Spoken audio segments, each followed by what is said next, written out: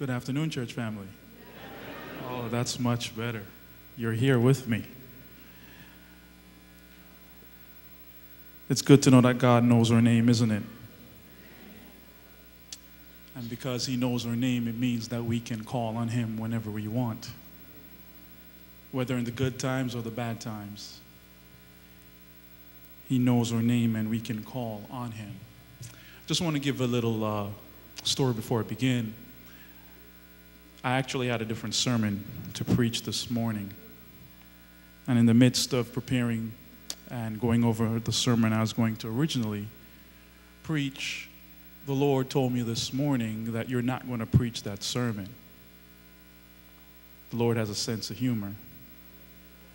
And He said, you'll find out what sermon you're going to preach when you get to church. Talk about faith. And as everyone was coming down for the prayer requests, I saw the flood of people coming in, giving their prayer requests. The Lord says, you need to preach on prayer. As we all know, today is our prayer and praise message.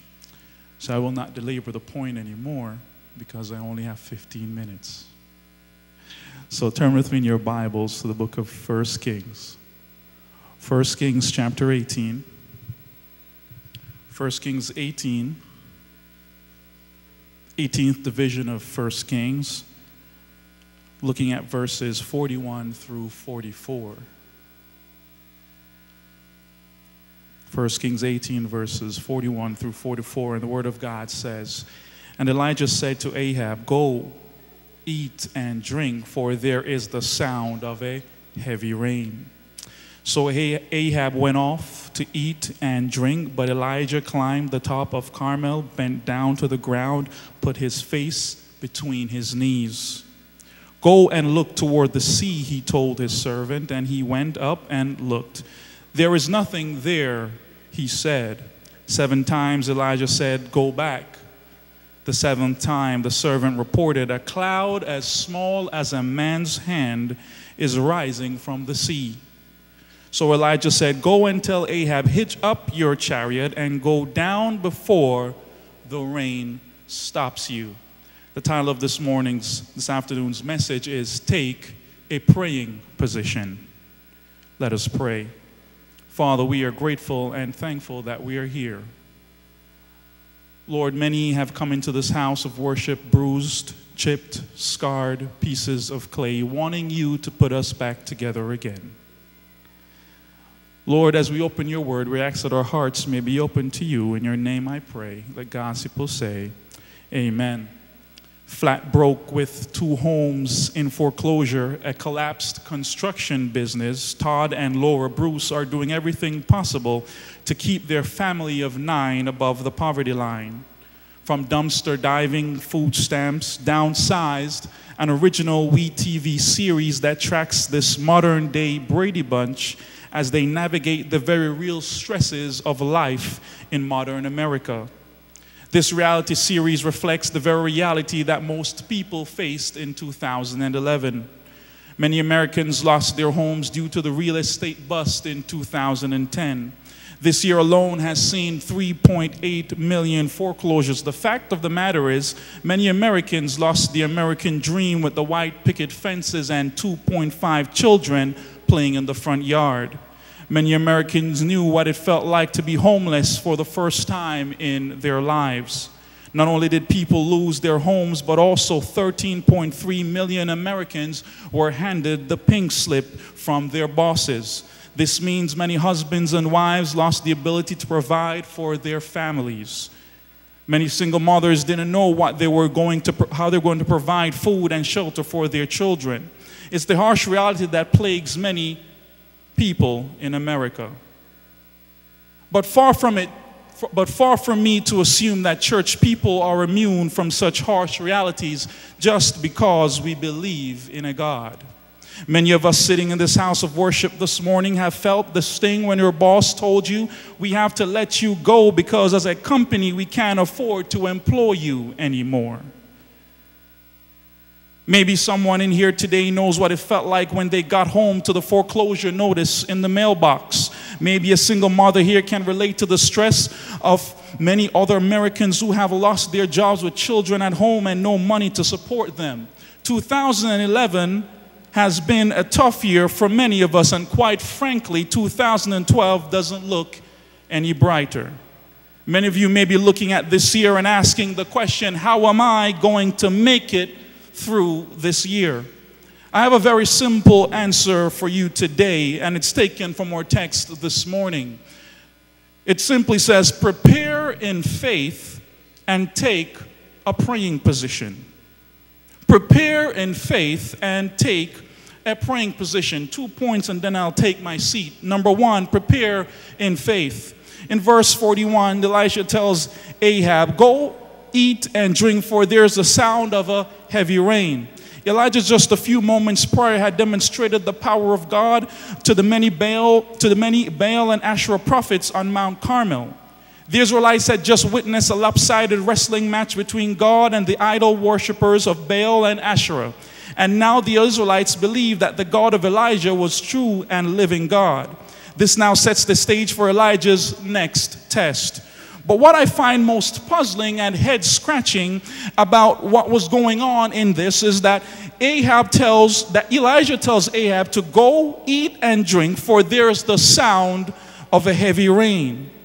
There wasn't rain in the land for many years. It was a barren, dry, and thirsty land. In the previous chapter, you found out that even the brook dried up because there was no water in the land. Was this rain a figment of Elijah's imagination?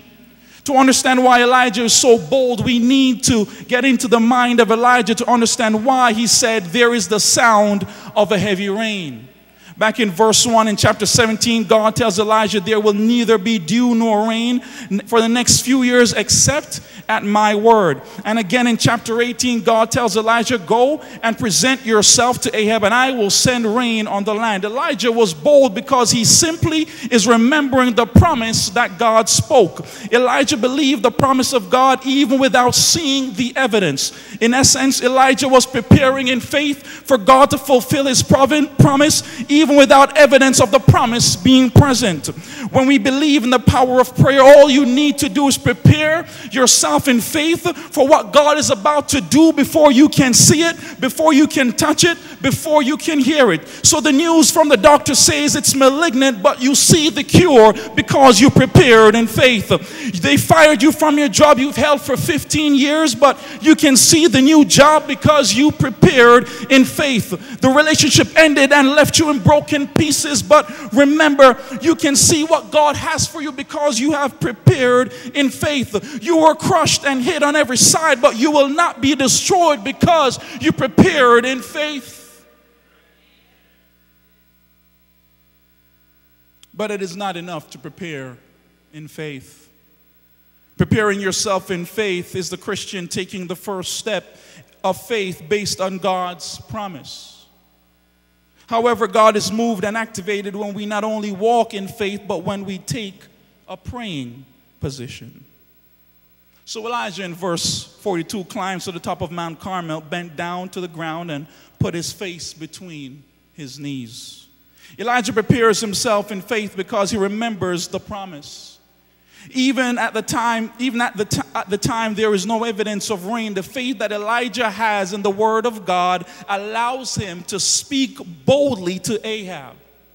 However, Elijah has the first step out in faith by speaking boldly to Ahab about rain coming when there was no evidence of rain. Now Elijah realizes that it takes more than just words spoken boldly.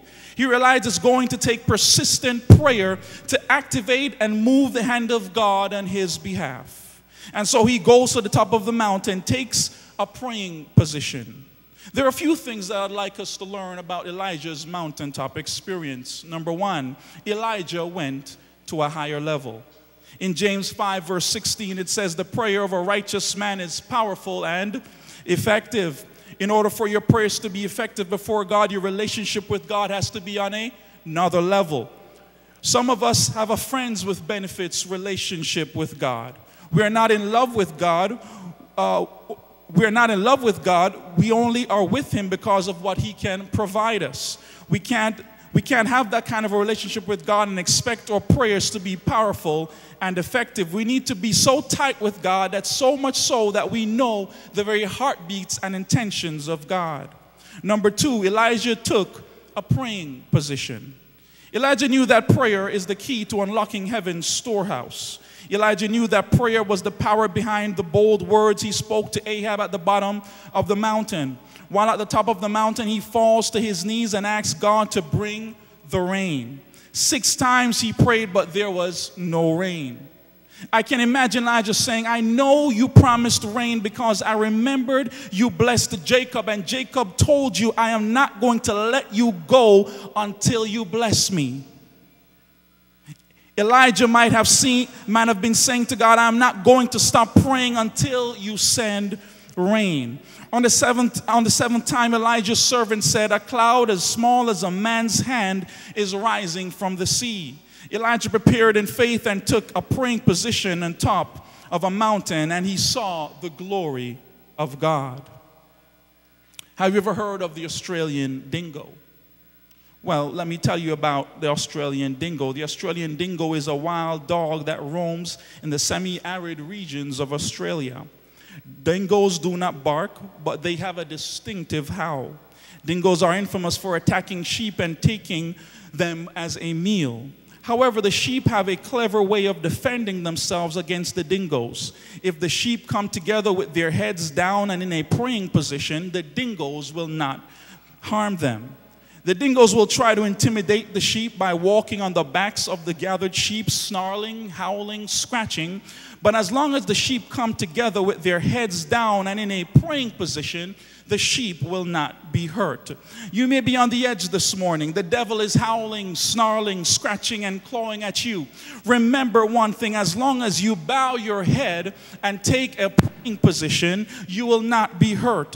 When the job is not evident, remember, bow your head and take a praying position. You do not know how next month's rent is going to be paid. Remember, bow your head and take a praying position. The cancer is spreading. Remember, bow your head and take a praying position. Your child is outside of the church. Just bow your head and take a praying position. Your workload is working you each week, but bow your head and take a praying position. Don't know how you're going to pay for school. Just bow your head and take a praying position. What needless pain we bear, what pain we often experience, all because we do not carry everything to God in prayer. What peace we often forfeit, all because we do not carry everything to God in prayer.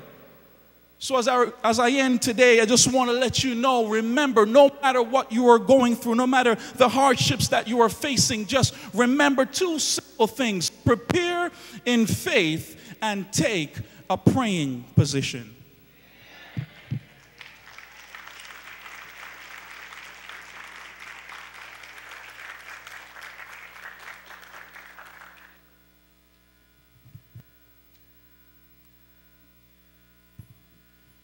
Will you stand with me, please, as we sing our closing hymn, number 468. I am a child of the King, number 468.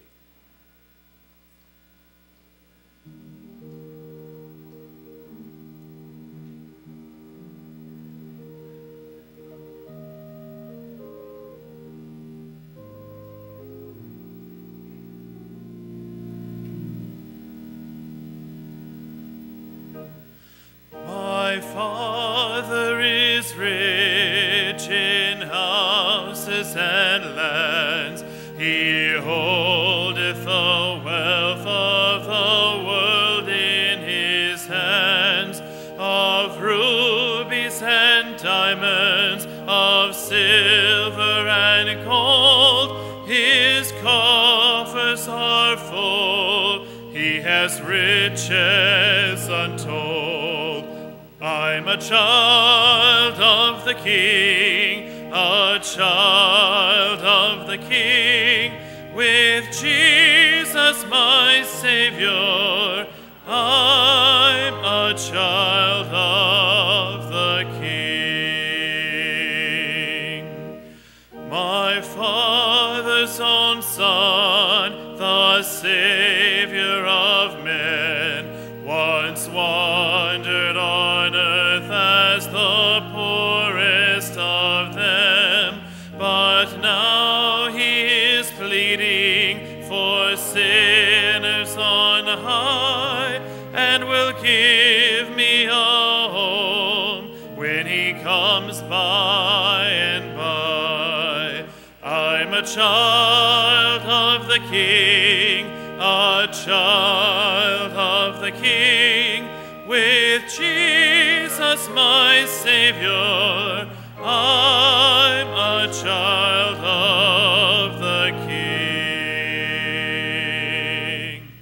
I once was an outcast, a stranger on earth, a sinner by choice and an alien by birth, but I've been adopted, my name's written down, an heir to a mansion, a robe and a crown. I'm a child of the King, a child of the King, with Jesus my Savior. I'm a child of the King. A tent or a cottage, oh, why should I care? They're building a palace for me over there. Though exiled from home, yet still I may sing all glory to God. I'm a child of the King. I'm a child of the King, a child of the King, with Jesus my Savior. I'm a child of the King.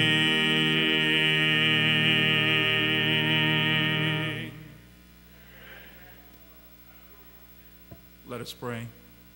Father, we are thankful that you are our God.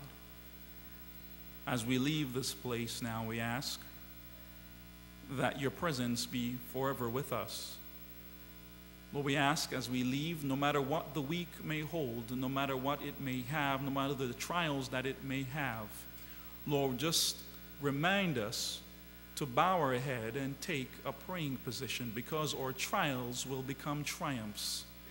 So next week, Lord, we'll have a testimony to share with everyone that is here about how great and awesome our God is. Forgive us of our sins. Lord, we love you. In your name I pray. Let God's people say, amen.